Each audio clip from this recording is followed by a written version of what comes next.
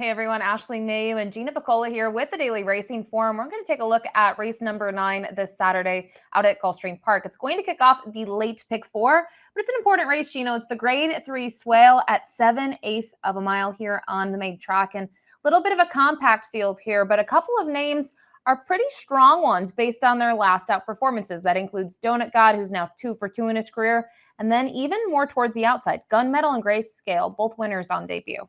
Couple really talented runners in here, Ashley, and this is a 7 furlong race. It's not necessarily a Kentucky Derby prep race with points on the line, but it's a good stepping stone race, I think, for some of these connections, because they can get a sense of, does my horse want to go a little bit longer, or maybe they can get a 7 furlong race into them and then stretch them out somewhere else. Maybe they can go a race like the Fountain of Youth, which would be, sort of the next range of races at Gulfstream Park, or they could go somewhere else. So I always love these sprint races and get an idea of, are these horses going to be sprinters, or can they go a little bit longer?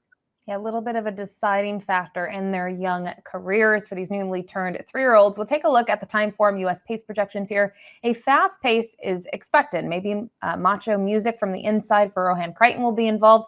Even Gunmetal and Grayscale. Looking at how they won their debuts, it's really tough to say. I think out of the two, though, Gunmetal went very quick in that race and was part of that action at the fairgrounds. Yeah, and it's usually the case with a lot of these lightly raced horses, and some of the horses that are the best and that win, they're aggressive, they're handled aggressively. Now, who can sit off a little bit? Because some of these horses, I'm sure, will be fine coming from off the pace a little bit, but a lot of them haven't really been asked to do it. Really, they were just used with speed in their debut. The 2 to the outside, Donut God, really the 3 horses that are going to probably be the major players in here. Someone has to show us they can come from off the pace a little bit, or maybe someone just runs away and hides. The number 1 Macho music will kick things off. And Gino, you brought up a great point about sort of the projection here of the races at Gulfstream. This is a kind of a key example of it. The Macho Man, sort of the first 3-year-old race, if you're thinking about 2 turns down at Gulfstream Park for the year, he didn't really handle that test very well. So you can see his connections have decided to regroup here. They'll cut him back in distance. And he was able to win sprinting both at Gulfstream Park and Keeneland, but those races were a little bit shorter.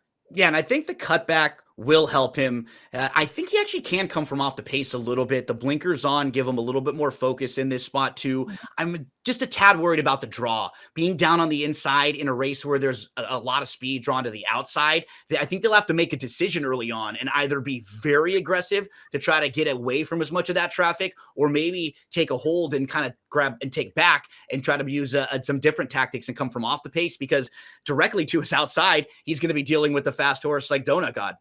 And speaking of Donut God, we'll take a look at his most recent effort. Now, first time facing winners, going to be a different track for him as well. Tampa, coming out of that Churchill win on debut. And he does the same thing, Gino, almost the same figure, even with the additional furlong. He's in front every part of the way, and maybe it flatters him a little bit as we look who directly finished behind him, Naughty Rascal, who came back to win the Pasco.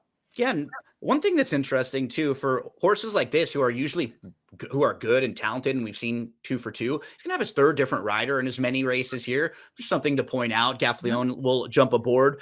I respect what he's done. He's just gonna have to get a little bit faster to deal with some horses drawn to the outside, and I think the way that this field shapes up, a lot of speed to his outside too. So if he, does not get away alertly, he may be in a little bit of trouble or have to show us he can come from off the pace, which we have not seen from the Donut God yet. I will take a glazed crumb. How about for you?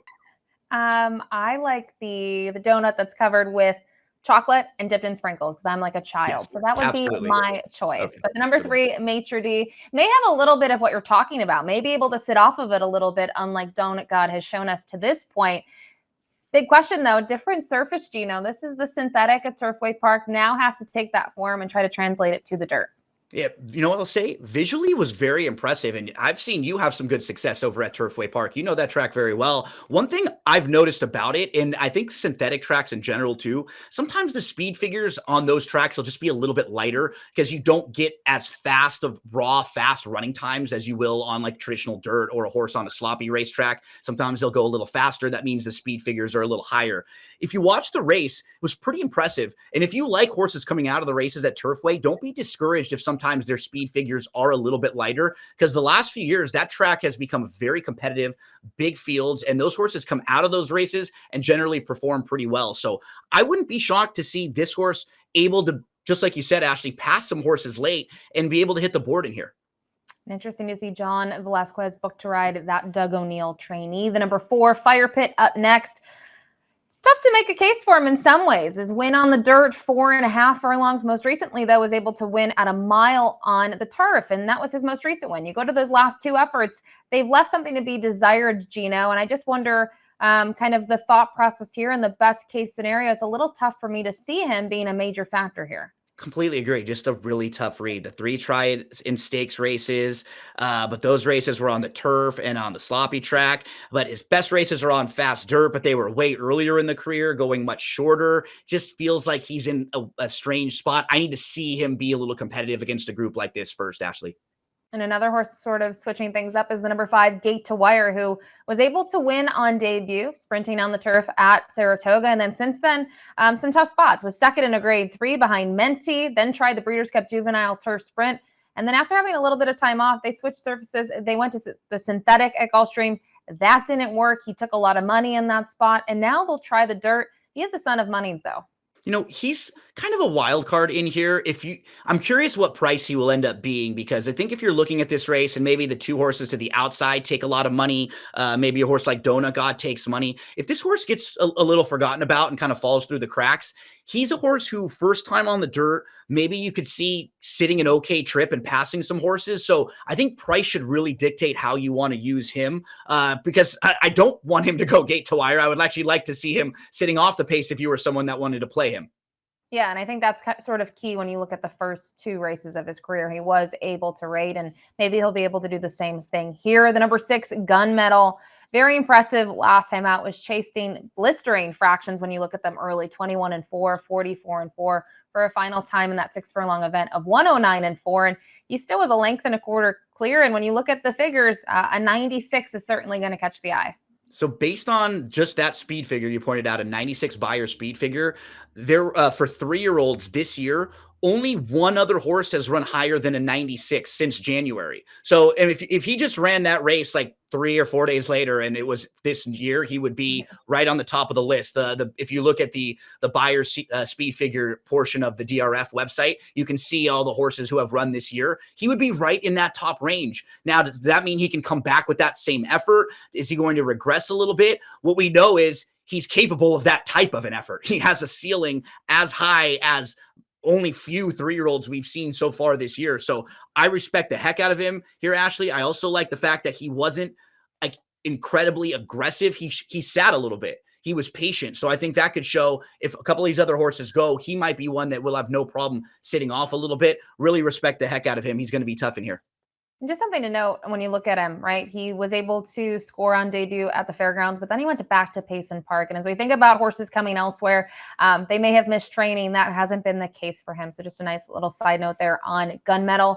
Then we'll round out the field here, Gino, with the 7, Grayscale, who we'll take a look at his debut performance. And in terms of debuts, he didn't have everything necessarily go his way right at the start, but was able to regroup here. And he's on the front here. He's the number 3, and he's just going to clear this field by 4.5. And visually, he's asked a little bit, but I don't think Drayden really had to get kind of to the bottom of him to really get him to go that forward.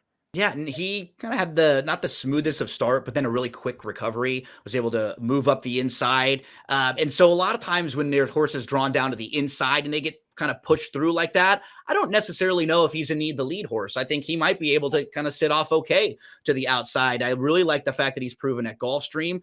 And if he takes a little step forward just on speed figures with, coming off that 86, which is very good, and Gunmetal just regresses a little bit, that would put them right in the middle to meet, somewhere in the like maybe low 90-ish range. So I think Grayscale could have a nice step forward in here. There's a couple really talented 3-year-olds in this Swale.